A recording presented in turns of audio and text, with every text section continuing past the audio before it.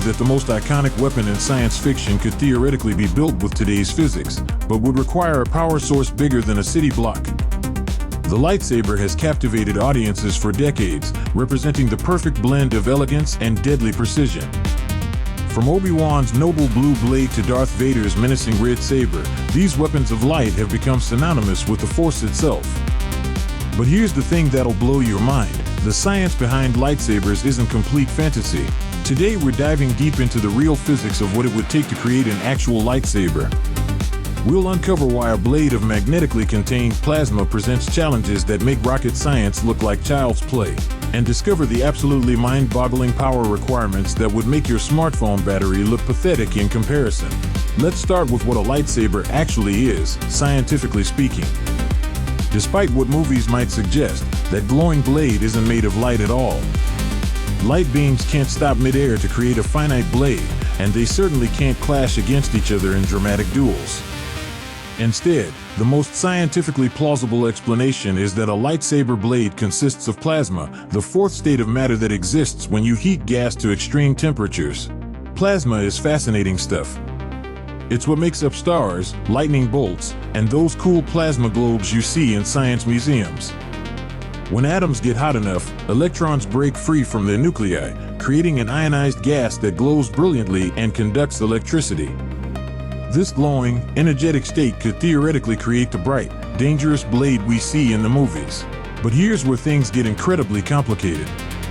Creating plasma is one thing, but containing it in the shape of a lightsaber blade is an entirely different beast. In space, massive magnetic fields generated by stars keep plasma contained.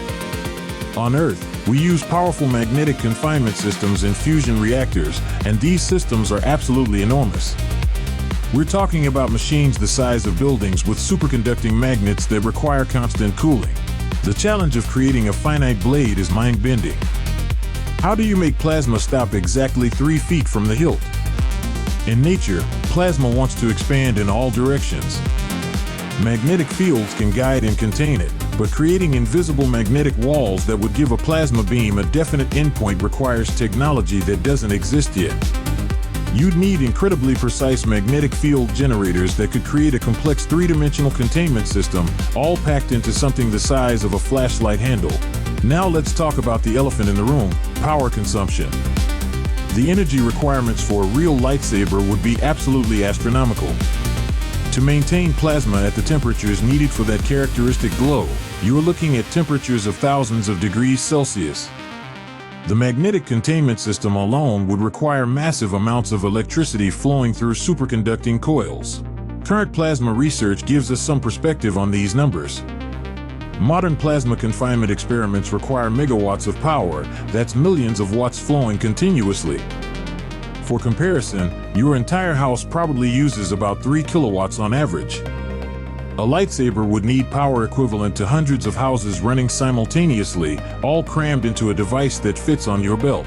The battery technology needed is so far beyond our current capabilities that it's almost comical. Even our most advanced lithium-ion batteries store about 200 watt-hours per kilogram. To power a lightsaber for even a few minutes, you'd need a battery pack weighing several tons, assuming perfect efficiency, which is impossible. But wait, there's more. The heat management problem is equally insane. All that energy has to go somewhere, and most of it becomes waste heat.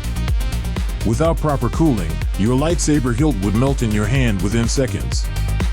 You'd need a cooling system more advanced than anything used in supercomputers or spacecraft. Scientists have explored some creative alternatives. Some propose using incredibly focused lasers that could ionize air molecules to create a plasma channel.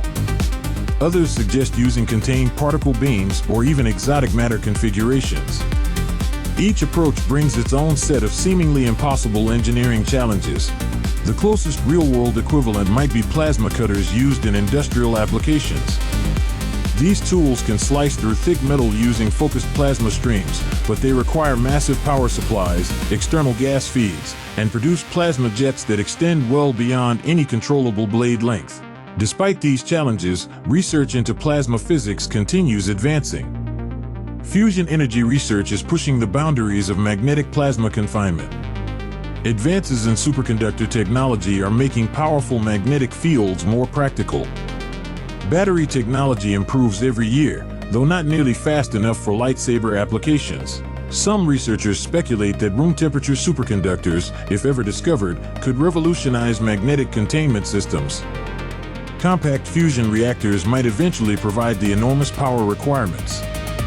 Advanced metamaterials could potentially create the precise magnetic field geometries needed for blade formation.